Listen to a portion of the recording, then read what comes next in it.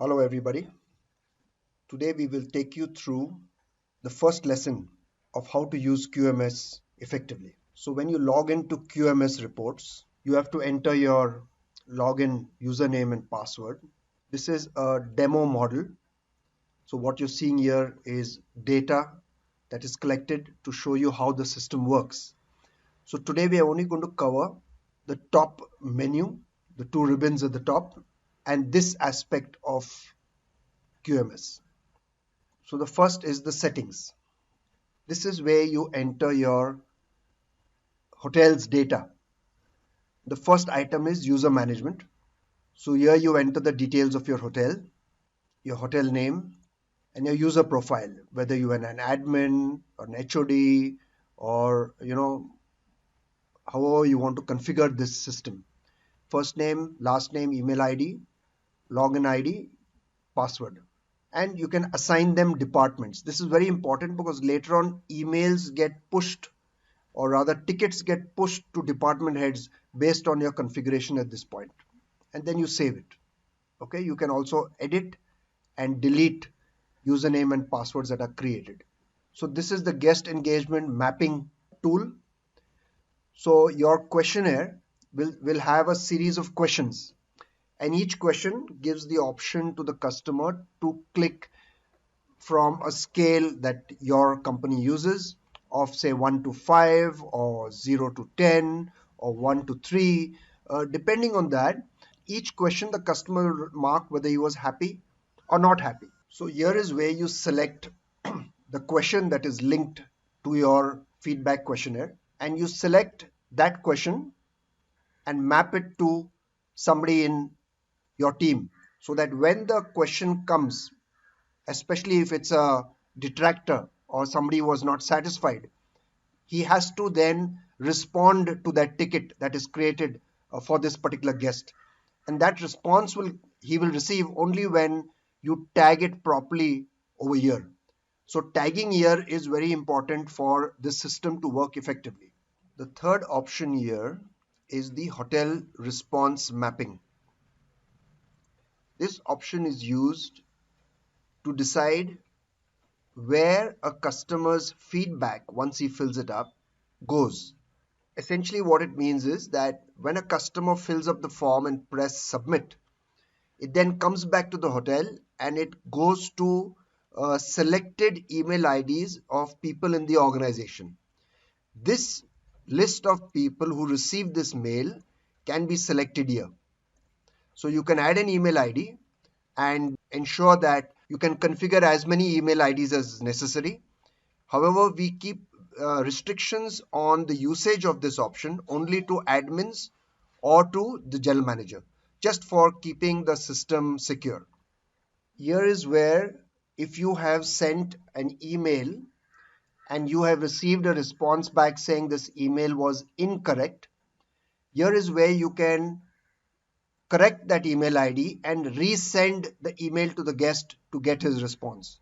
So it could either be a bounced email or it can be an invalid email. Both of these reports are available to you on the top menu, which I will show you a little later. You can also search for the guest based on his checkout date and his room number. So let me then come to the static GQ. This is the guest questionnaire that goes out to the customer. Now this is of course different for each hotel. This is only a sample just for you to understand, and this is how a questionnaire is designed that goes out to the customer. So the top part is a question that's generally used in most questionnaires that tries to capture a loyalty of a customer, to see whether he has come to your hotel through word of mouth, or was it a previous stay, or it also helps you to capture which section is driving leads to your hotel, so your marketing campaigns can be designed accordingly.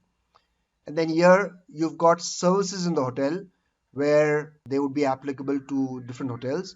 And then, was any part of your stay satisfactory? Did you inform any member of our staff? If you have any final comments. So these are general structure of a comment. One can look at your comment card at static GQ. This is of course your payment ledger, your status of your payment, all invoices, past payments and anything that's overdue. Now this is a response rate. So this gives you what is your response rate for your particular hotel.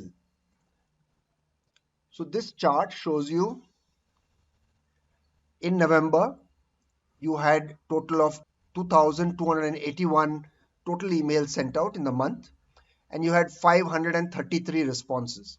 So this gives you a month-wise tracking of all your responses, and ideally you should have between 20 and 30% response rate to make this system effective.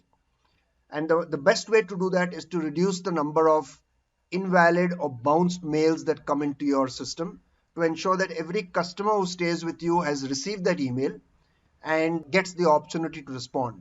In fact, this system also sends a reminder, automated reminder, after 7 to 10 days in case the first email, probably the guest didn't get a chance or he's forgotten. So there's a reminder mail that's automatically sent by the system. And generally, we've found that people tend to reply a lot more with the second reminder. Now, these details of this report, you can scroll down and you can see the response rate here was 23.37%.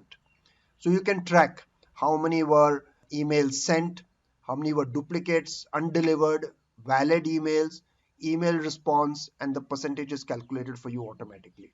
And it's a good tracking system to know whether your data that you're getting is relevant, because if this system is in single digits, if your response rate is in single digits, you may not be analyzing exactly what your customers are saying. It's not a true reflection of your services. Also, you can export all this data into an Excel file. All these reports, wherever you see the sign, can be exported and emailed to your managers, to your teams for PowerPoint presentations, etc. So all this data is available for you to export. So that was response rate. Another section here is your undelivered report. Undelivered could be because of invalid email IDs, changed email IDs by the customer. There could be many reasons, but anything that's undelivered or bounced comes out in this report. So you can choose your month over year and you can get a sense of what has happened, maybe even the reason why it was not done, and maybe you can go back, make corrections. Maybe there's a full stop missing, maybe some corrections in the spelling, and then using the system you can make corrections to that email and send it out again. And of course, this report can also be extracted or exported to Excel.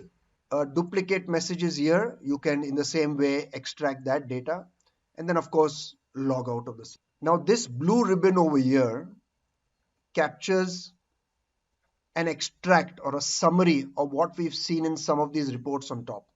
And this is very important for you to analyze quickly as soon as you log in to see how your system is doing. So you see checkouts are 2,244. Emails captured were equal to checkouts, so capturing is not a problem. Everybody is capturing, I mean the front office is capturing everybody's email ID. Email sent is equal to this, so everybody, all emails have been sent out. However, your valid emails were 2053. So there were 189 mails that were undelivered. This is an area of improvement. The smaller it is, the better is your capture percentage. And then you've got a response of 396, which is close to 20% or a little more than 20%. So immediately you can get an idea that this is my response ratio. So some of these reports that are extracted from the top menu are just captured in summary over here. The details of this are available in these reports: response rate, undelivered, and duplicate. You can choose your month and year in this, so you can go back to previous months and get your reports. I will cover these menus and the dashboard in lesson number 2. Thank you and see you in the next lesson.